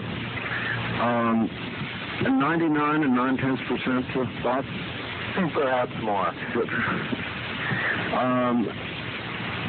With your continued association then with John Lear, I take it you view him in one of the top very small percentage points of those who may be on to something. No, I don't. I don't really associate with John Lear does his own thing, and I don't. John, comments? No, we have some of my ideas are proud because I'm not a scientist. Bob is a scientist. He dealt with things that he saw with, worked with, were proven to him. To me, it's, you know, all I'm dealing with is speculation. Well, to the casual, I've heard, and that's what I'll deal with. Well, exactly. But to the casual observer, somebody like me, everything you've told me, John, about how they travel, means of propulsion, the kind of creatures they are, all the rest of this sort of thing, is underwritten or strengthened by what Bob Lazar says. I mean, don't you realize that, Bob? You're saying, I saw the disc. Yes, they exist. Well, yeah, the information, like I said, the only information I know are the technical aspects of the craft. And that information John has, we've talked about that, and he understands it, and the information that he relays like that is absolutely correct, and I'll verify that. I actually got to work with that stuff. I don't know, aliens didn't take me to their planet. I don't have proof where they came from. I don't know how any deal was cut. I don't know about abductions. I don't know about all that other stuff. Listen to me. We've got to stop here. I've got a newscast I've got to do. Please stay around just a little while longer, will you, Bob? Sure. All right. Stay right there. To Coast AM with Art Bell, live on the CBC Radio Network. To call the show locally, dial 383-8255. 383-8255. To call toll-free all across the West, dial 1-800-338-8255. The wildcard direct lines are area code 702-385-7214. 385-7214. And finally, if you've never called the show before, try the first-time caller line at 702-385-7214. We invite you to participate on the Talk of the West K-Dawn and the CBC Network. When your call is answered, please turn your radio down. Each caller will be allowed up to 3 minutes, giving more listeners a chance to join in. Good morning again from Las Vegas and the Great American Southwest to the nation. This is Coast to Coast AM, and I'm Art Bell. My guest this morning, John Lear. Now, along with him, Bob Lazar, physicist, man who actually put his hands on an alien spacecraft, worked on the propulsion system. And we'll be back to it in just a moment. Bob Lazar, you're both back on the air again. Well, this is all flooring me a bit, but it's fun. I'd like to say it's really a privilege to be on with Bob. He is my friend, but he never goes on any of these interviews, and it's just really nice to have him on for once. He doesn't back me up on everything, but he does back me up on the stuff that he saw. Well, let's try a question on you here. That's a very nice compliment for Bob. If Bob Lazar did get the equipment or the technology and ever did build a time machine, would you sit in it while he pulled the switch? You would? I think he would, Bob. It's strange. I get a lot of letters from people, and there have been quite a few people that really think that I have a time machine. And I would really like to know how this got started. I mean, there were people with honest requests wanting to know how much that I would charge them. They need to go back to the 50s to rescue their brother from being killed or something like that. And, I really have to make it clear. I really don't have a time machine, and I don't possess the technology to make one either. Right. Well, please don't write to me asking that. Well, there is this, though, Bob. If you had built a time machine using some of that technology, would you be likely to admit it?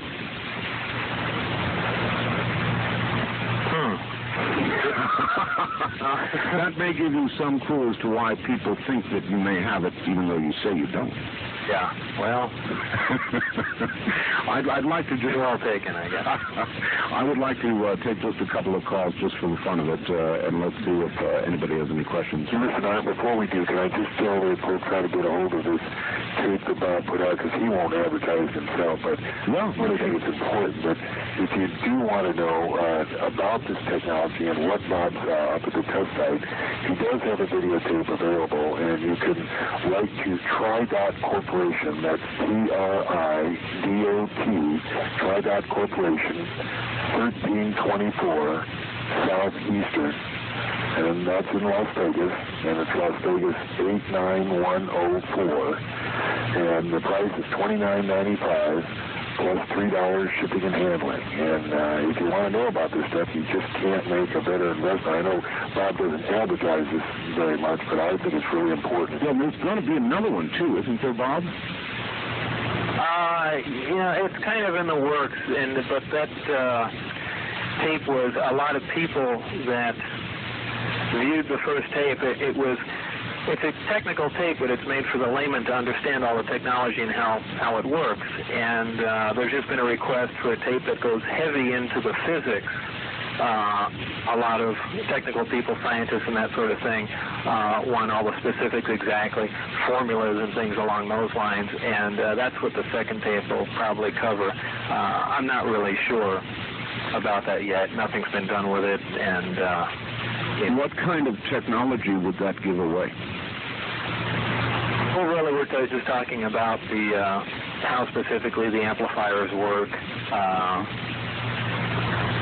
Things along those lines. With the knowledge, Bob, of roughly how they work, would it be possible for somebody on this Earth to eventually, do you feel, build or duplicate that technology and build something that would do what that power plant does?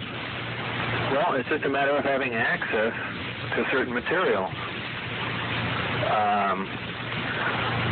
With some super heavy elements, such as element 115, with the proper materials, we could absolutely build it. The technology is not millions of years ahead of us.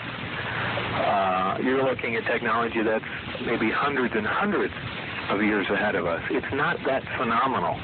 It really isn't. A lot of people, you're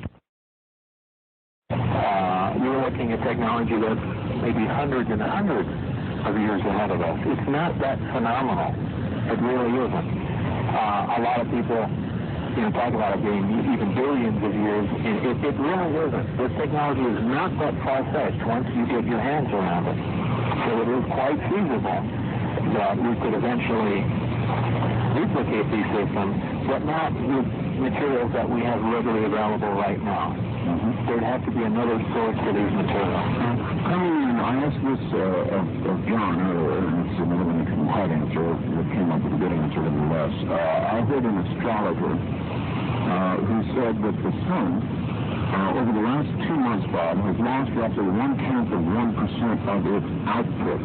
Now, while I guess the output of the sun, which is a nuclear dynamo, it does vacillate a little bit, this seems to that person somewhat worrisome. Any comments on that? I wouldn't be really concerned. I mean, the sun has a tremendous hydrogen supply, which is being, fusion reaction is being converted to helium, and you don't really have to be concerned about anything running out for probably about 5 billion years, and then at that point, there'll be some pretty dramatic changes. There's no real problem that could develop in it causing enough of a drop to affect us psychologically. Well, as a matter of fact, when the sun begins to run out of fuel, it's going to swell. So it's not going to burn out like a candle. All right, involves just a couple calls here. We are a talk show. Wildcard line 3, you're on the Coast to Coast end with Art Bell, John Lear, and Bob Lazar. I'm going to do good. Where are you calling from, sir? Las Vegas. Las Vegas, all right.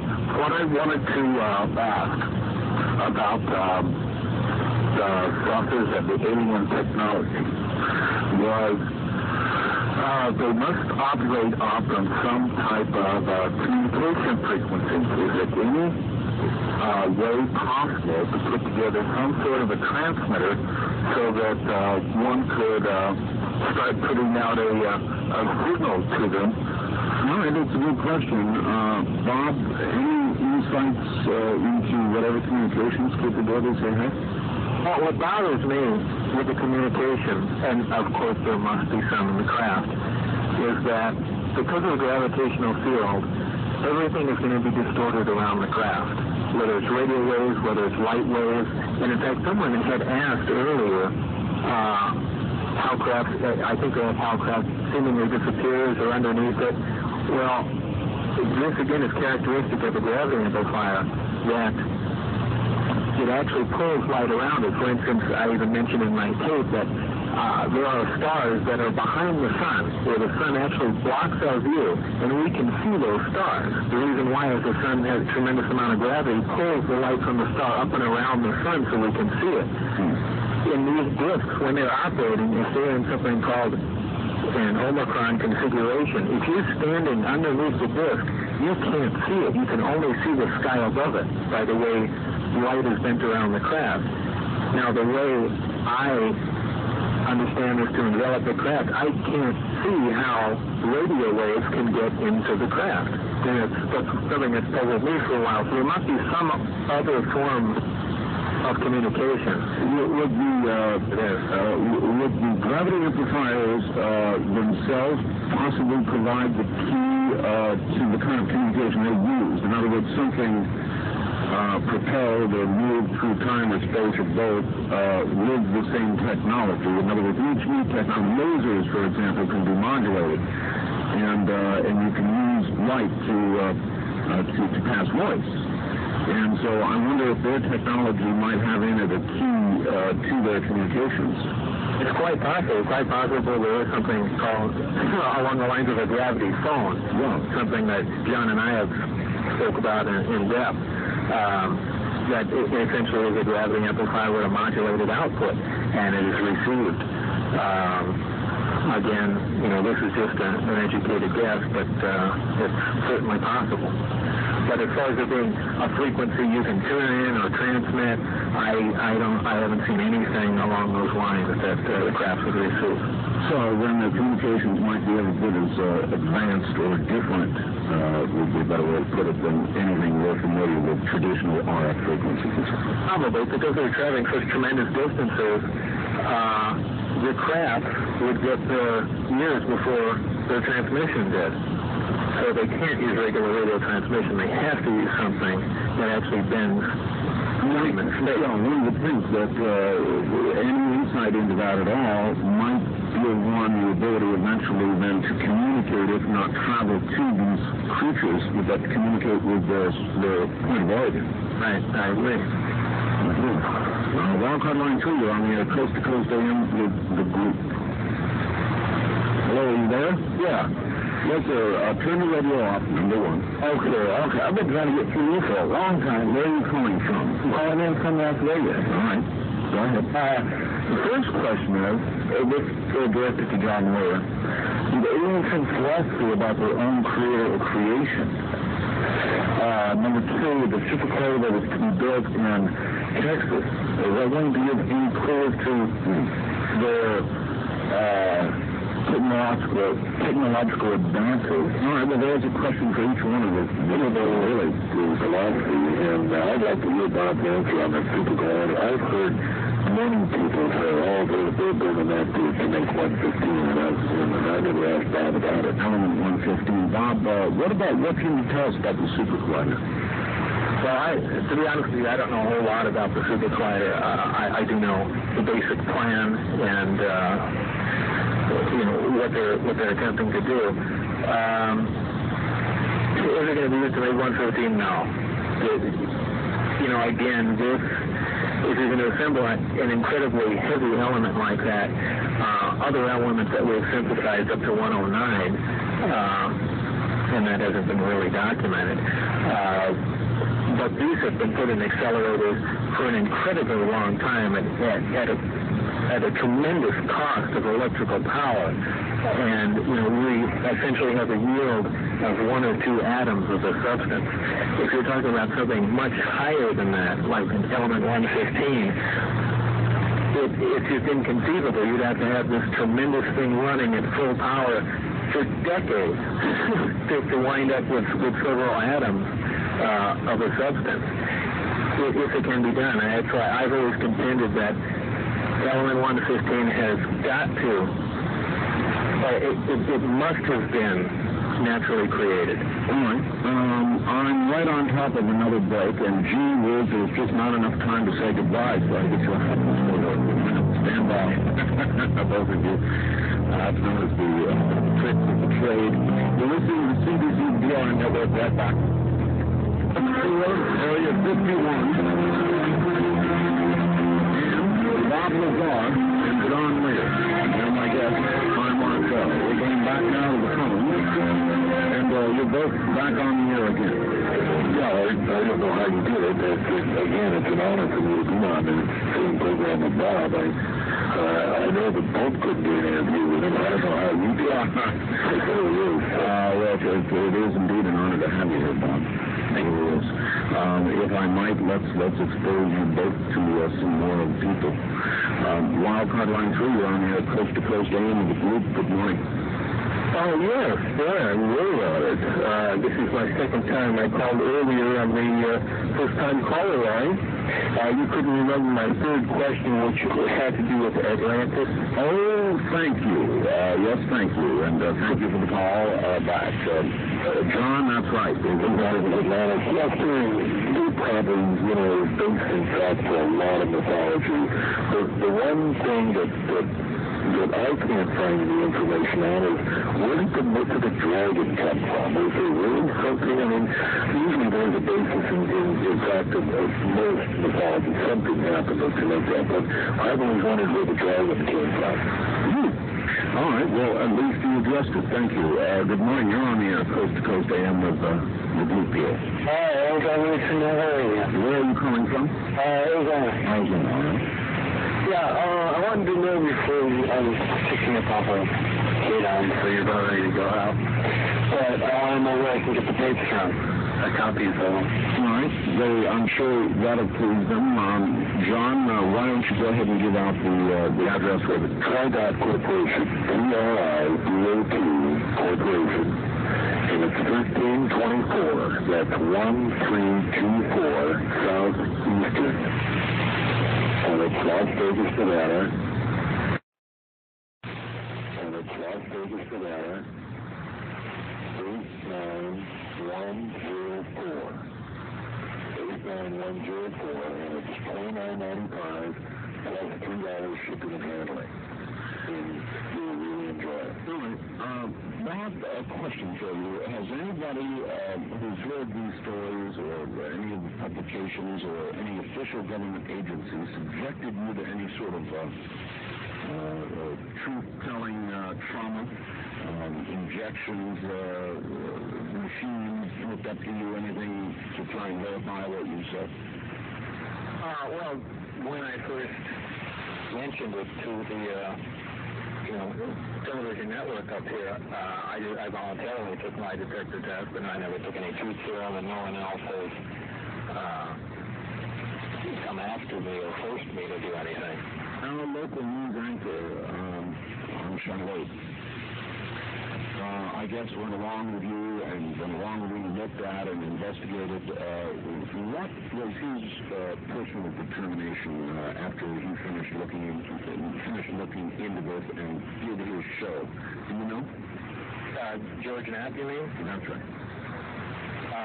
I'd like to answer that question. He was so such a firm believer that he wanted to discredit himself on a news show by when one of the girls said, well, George, what do you think? And instead of the staff newsman's answer, I said, well, I think this deserves more investigation. He said, I believe it. And he was called to task by his boss for saying that. So, did he see anything that we didn't see? May have had access to some information. But now, George wasn't that ardent of a believer in the beginning, as I wasn't either before I got involved with the project. But George did go to great lengths, traveling with me to Los Alamos and, going all over the place, tracing down leads, and things added up quickly to someone put in that much effort. And he essentially put everything together and, Yes, I have that show on tape. It was really something. Really something. All right, just one more very quick interruption, gentlemen. I'll be right back to you. Stay right there. My guests are John Lear and Bob Lazar, and if you've been with us and you well understand the nature of the discussion, if not, then stay tuned. If you want to go on the CBC and the OM Radio Network, let's get there. We'll put there and we'll file back in the full story. Back. Is there anything, Bob, that since you don't make public appearances and you don't go on talk shows, is there anything that you've been wanting to say to the public and haven't had a chance to for a while now? No, nothing that comes to mind for the moment. All right, let's take a couple of more calls. Good morning, Wildcard Line 3, you're on the Coast to Coast AM of the group here. Yeah, I'd like to direct my question to John Lear. What any of this has to do with the English wheat fields where they make those designs, and which aliens changed it to 64 different modifications? Was it the Greys? All right, thank you, sir. The crop circles first. Obviously, it has something to do with the crop circles, but I don't know what, and I don't interest myself much with that phenomenon. It's pretty weird, and I read the magazines and stuff and look at it, but I don't know anything about it. Well, I'm interested in directing a little of that to Bob. Bob, since you're a physicist, these damn crop circles, they really are all over the world. They're in Australia. They're in too many places for two guys in a board and a chain, you know? What could they be? I don't know. Certainly, it can be, I mean, it's possible I'm sure there are other explanations. It could certainly be the footprint of one of the crafts. The crafts can certainly be at altitude and compress a wheat field down like that. That's not a problem. As far as what else it could possibly be, some other prosaic explanation, I really don't know. And John, I think there was more of a question for you. He said what group was it that did the genetic alterations? I'd like Bob to answer that because he's the one that read the document, and I just quote from what he said. All right. That was supposedly what people call the Greys, the race from Zeta Reticuli. Okay. Let's just keep moving here. Good morning. You're on the air, Coast to Coast AM with Art Bell, John Lear, and Bob Lazar. Yes, this question's for Bob Lazar. I was reading an article in the Los Angeles Times from November, and it was regarding a experiment going on approximately 2 miles inside Mount Andrieki in southern Russia with Vladimir Garvin regarding the neutrino. Are you familiar with that at all? I'm familiar with the neutrino, but not the experiment they're conducting. Oh, really? Well, I suggest that you get that article. It was in the Los Angeles Times, and it's very enlightening. I was curious if you were able to make any connection between the neutrino and the Gilliam experiments being done by what's called SAGE, S-A-G-E. What specifically were the Russians doing? Well, it's a combination Soviet and U.S. experiment. I was hoping you could answer the question, but I think they're looking for subatomic matter. All right. Like quarks and things of that sort? Yes. All right, thank you. Is that the purpose of one of the purposes of the accelerator in Texas for building? Well, that's certainly one of them. It's kind of a useful tool. There are a lot of things you can do with an accelerator on the subatomic level, but certainly one of them is the building blocks, what actually compromises protons and neutrons, and looking at the different flavors, as they say, of quarks and other subatomic particles that only exist in areas of extreme energy and only come into only were in existence at the very creation of the universe. So in exploring the subatomic world, you're kind of looking back in time. Well, again, I'm not a physicist, but I heard also from this astronomer, perhaps a question directed at him earlier, that we are from time to time able to detect neutrinos from the sun here on Earth. Is that correct? Well, first of all, our neutrino detectors aren't really worth very much. But yeah, neutrinos are not only produced by the sun, but where we can detect them. Neutrinos will go clear through the Earth. In fact, it's theorized that a light year of lead, I mean, it's like somewhere on the order of 6 trillion miles of lead, would not stop a neutrino. That's why I was interested to see what experiments the Russians were doing with neutrinos, since it'd be very hard to interact them with any matter. Well, the further comment was there was worry that they have not been detecting as many neutrinos as they once did, and this was some sort of source of worry. Well, neutrinos really don't do any. I would find it difficult for it to be a source of what happens when you collide with a black hole. That's the only problem. As far as the antimatter explanation, I think they've almost ruled that out because there would be some residual byproducts of that reaction that could probably still be detected today. But there again, it's after the fact. It was a long time ago. I think it was in 1918, maybe 1930. Boy, that just slips my mind. That's fascinating. Line 3 in Las Vegas, you're on the air coast to coast with the group here. Good morning, Las Vegas, line 3. I guess not, gentlemen. Las Vegas, line 1, you're on the air. My question is directed to Mr. Lear, and it has to do with the way the aliens communicate. I had an experience many years ago where I received a message. It was a wordless knowing. You had Warren Masters as a guest, and I heard him speak of that. The only way I can describe it is a wordless knowing. A wordless knowing might be described as intuition.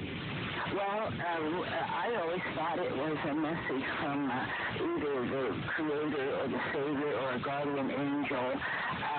However, just listening to this program tonight, I think possibly it could be an alien because they communicate telepathically.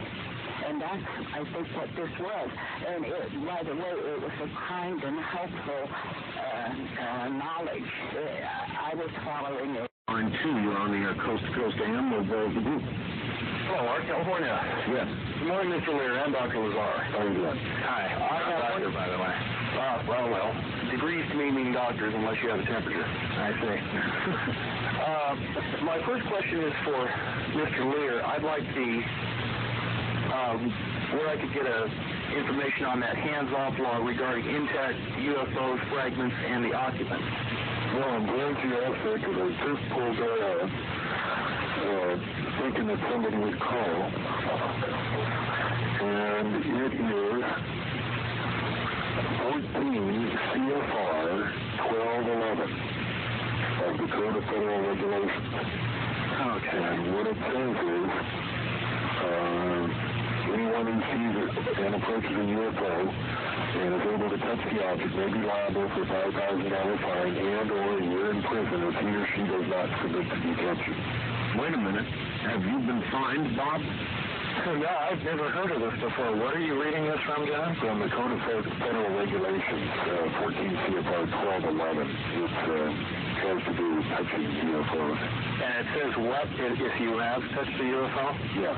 Anybody who sees or approaches a UFO or touches the object may be liable for a $5,000 fine and or a year in prison if he or she does not submit to detention. See, Bob, just I submitted to detention. I was going to say just one more insult. I have a couple of questions for Mr. Lazar. Very quickly. Do you think the recent advances in ceramic metal technology will be used in a Buffard ramjet project? And the last question is, are biometals being developed for use in data storage and retrieval as well as espionage? All right, thank you. Can you handle that, Bob? Well, as far as what biometals are being used for, I don't know. I know very little about them. What was the first question?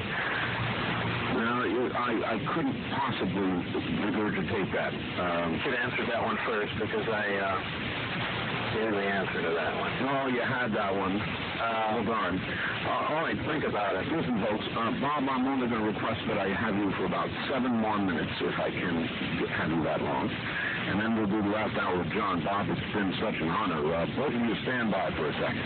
And we'll do that, and we'll do this. Night time from Las Vegas. I'm Art Bell with John Lear, Bob Lazar.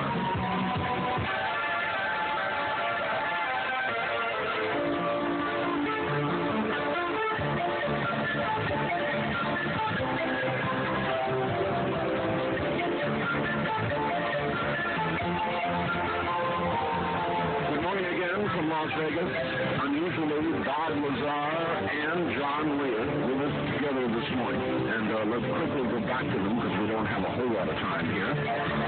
Gentlemen, you're back on the air again, and I'll give you a final moment. I just want to get one more call in here, and I'll give you a final moment to get a plug in for where to get that tape in a moment. Good morning. You're on the air Coast to Coast AM with what I now call the group. Where are you calling from, please? Thank you, Ed. I'm calling from San Fran, New Mexico. New Mexico, okay. This is indeed an honor and a pleasure. I had the opportunity to catch John and Bob in August when they were on the air. And listening to that show gave me shivers for a couple reasons. In 1989, I had an experience in the mountains of New Mexico, which after viewing some objects in the sky, I started to write down some things in the following days.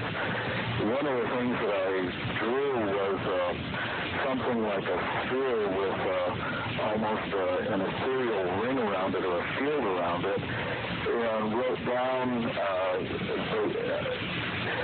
it had an aspect of folding and bending space.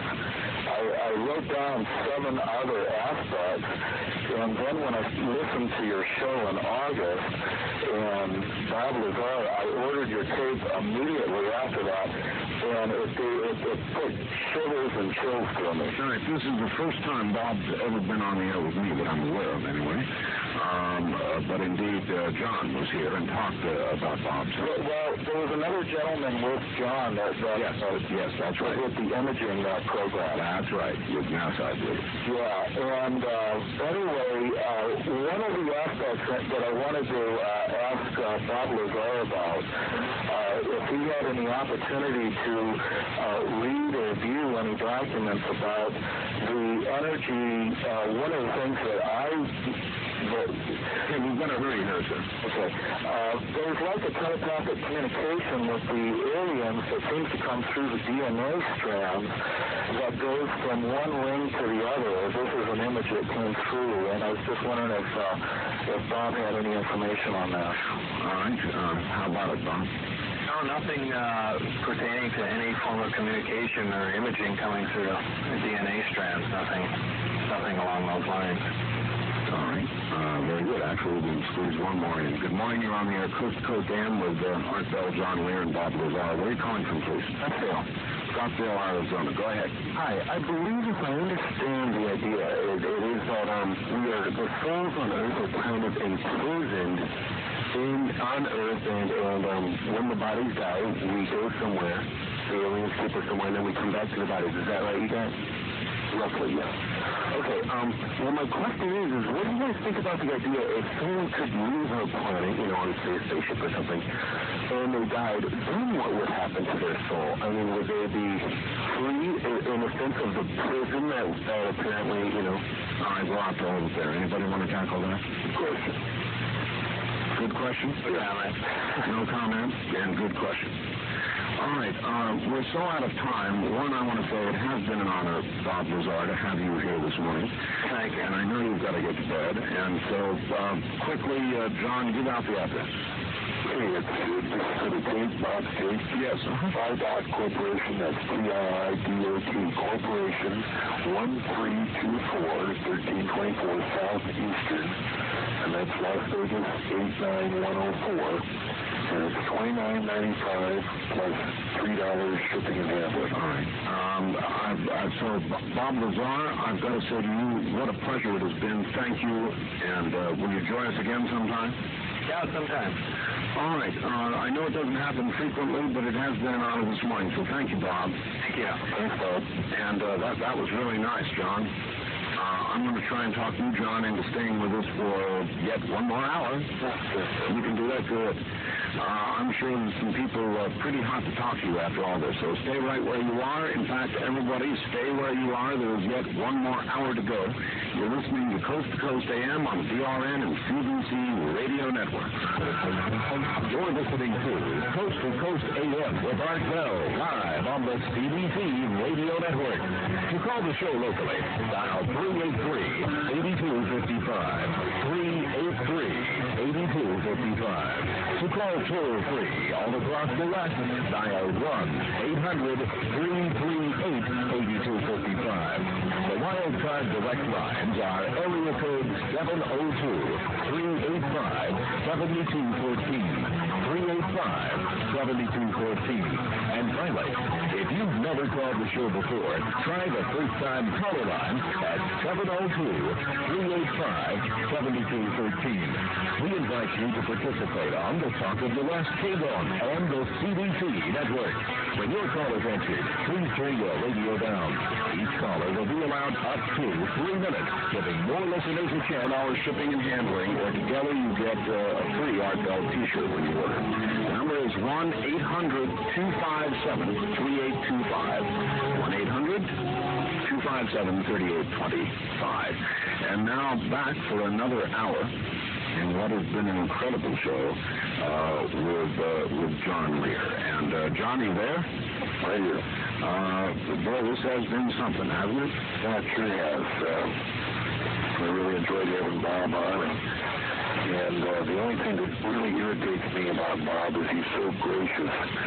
People can ask him the dumbest questions, and he never gets irritated. He just goes from back to ground zero and patiently explains, where they're wrong. And it's the mark of a good teacher. I have a very short temper with people who ask dumb questions, and Bob is always really, really gracious. Yes, he is, and it was rare to get an interview with him, as he would suggest that he just doesn't do them. All right, back to the phone for John Lear. Good morning on the first-time caller line. You're on the air coast to coast AM with Art Bell. Hello? Hi. Hi.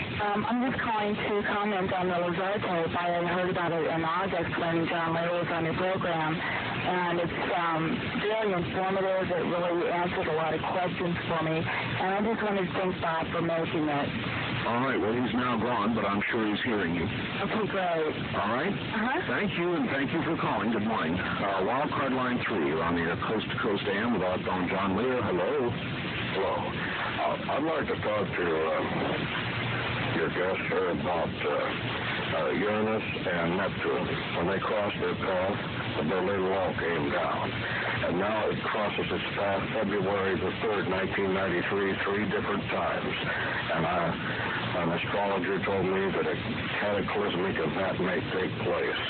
I would invite you to check your astrological signs and check this out.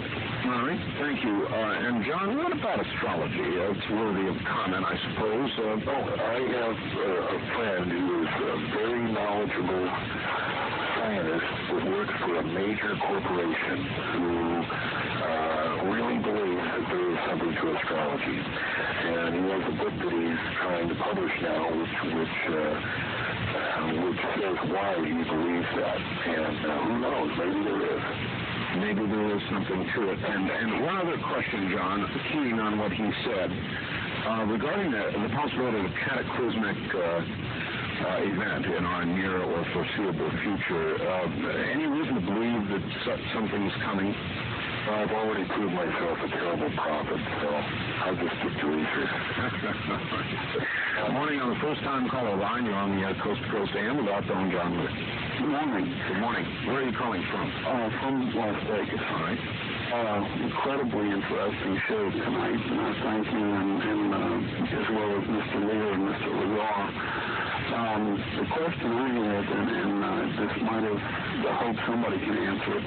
There was a gentleman named Joseph Newman who lived somewhere in Mississippi about, I think this was about 15 years ago, who invented some sort of a machine that, and now I'm not quite as scientifically oriented, but to the best of my knowledge, you could put in something like 1 volt on going in, and the machine would produce like 1.5 or 2 volts or 10 volts or whatever. Hadn't he gone on Johnny Carson or something? He was. I was wondering if either Mr. Lear or Lazar would know anything about that and why it was never, it seemed to be just quashed. It's Lazar, and he's now gone. But, John, do you have any comments on that? In other words, more output than input? No, it's just, I don't have any comment, but that's one of the things I like hanging around Bob is he gets to the bottom and he tells you immediately whether it's BS or not. All right. The person you wanted is now gone, sir. Okay, but what I was given to understand is that, this was like physically impossible, but yet, it had been studied by a number of scientists and nobody could quite disprove it as well as the gentleman going on. And most legitimate scientists would look at it very warily. You generally just don't get more out of an inert device than you do when you put in. Okay, well, thank you for the program. I enjoy it. Thank you very much for the call. Good morning. And line 1, you're on the air Coast to Coast AM with Outbound John Lear. Good morning. Good morning. Mr. Lear, I have 2-3 questions for you. You were talking about parentheral a little while ago, and you mentioned it also on the last program that they actually had conducted successful experiments. What was the question? On your last program, you indicated that it may not have been anybody from this earth. Well, that's fine. My question, though, is are you familiar with the Rainbow Project, the Montauk Project, and the Phoenix Project? Just vaguely. From, is that the stuff that Al B was talking about? Exactly, the Philadelphia experiment. Now, what I wanted to I've been reading these books talking about that, and the things are just so fantastic in there that he traveled 40 years into the future from 1943 to 1983 and then back again to 43. And this is all a result of attempts to make a battleship, a destroyer, I guess it was, invisible, the USS Ulysses. And as a result, not only did it become invisible, but it went through time and space.